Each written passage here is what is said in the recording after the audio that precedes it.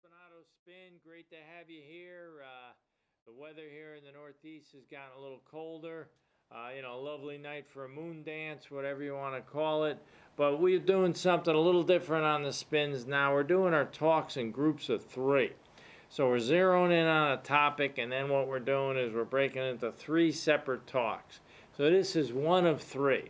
And one of three on the topic this time around on three basic things that everybody really wants.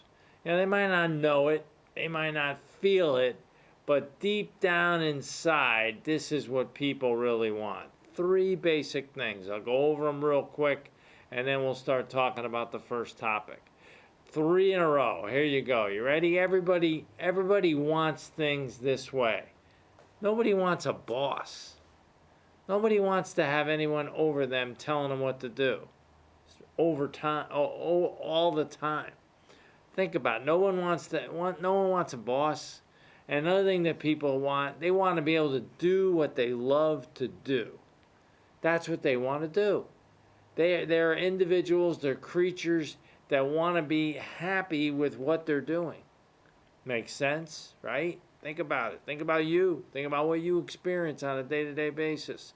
Are you doing what you love to do? The third one, and this one's really important because it kind of ties into the first one.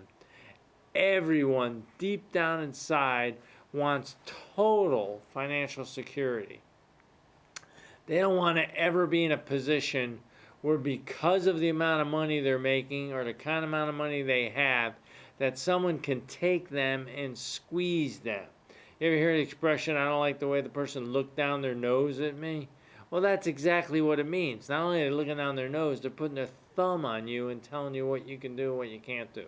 So those are three basic things. Let's get into the first one.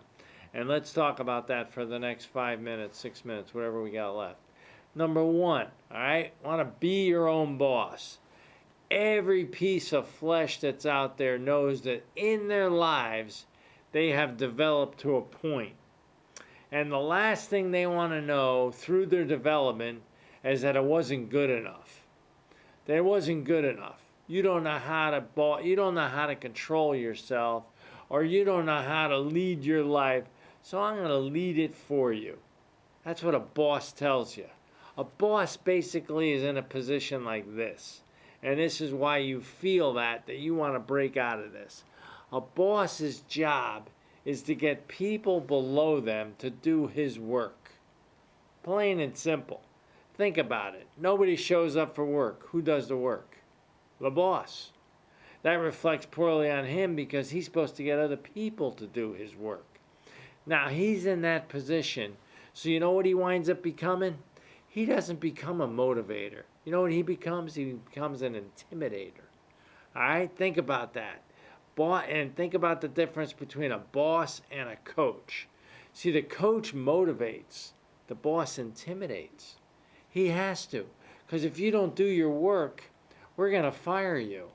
That's intimidation. What kind of motivation is that really? Tell you what, you do great, you do unbelievable things, we're going to praise and recognize you. We're going to do whatever we can. Here's another thing a boss doesn't do, or a boss does do.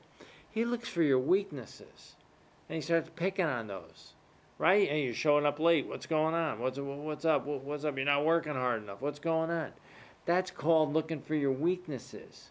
But a coach, a person who really wants to see something good come out of you, he looks for your strengths. That person looks for your strengths. They want to see you do well. They want to see you move up. But the boss wants you to stay down, and he wants to make sure that you know what your weaknesses are, and he reminds you of them. Those are two basic things that you can run into right then and there. Here's another one. A boss criticizes. A coach praises. Criticizing people means that you take everything that they're doing and you analyze it in such a way where you tell them how bad they're doing and not how good you're doing. A weekly review, whatever it is, monthly review, yearly review, whatever they're doing with you, they're criticizing you. But the coach wants to praise you. Why does the coach want to praise you and the boss want to criticize you?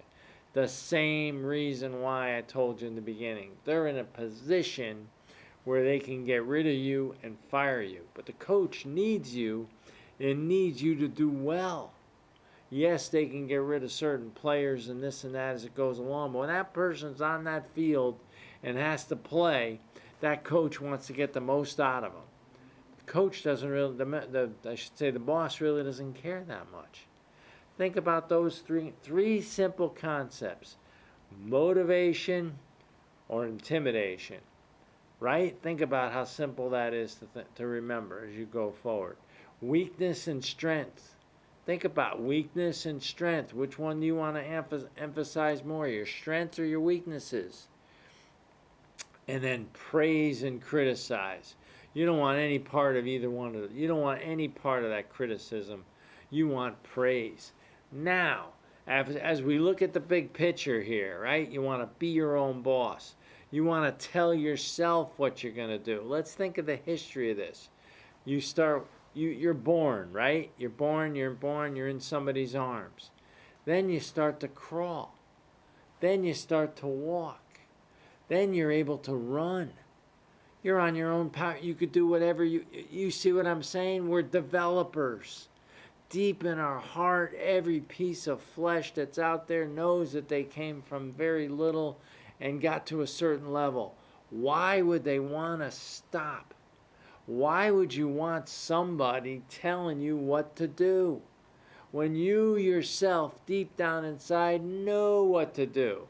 Think about whatever you do for a living now.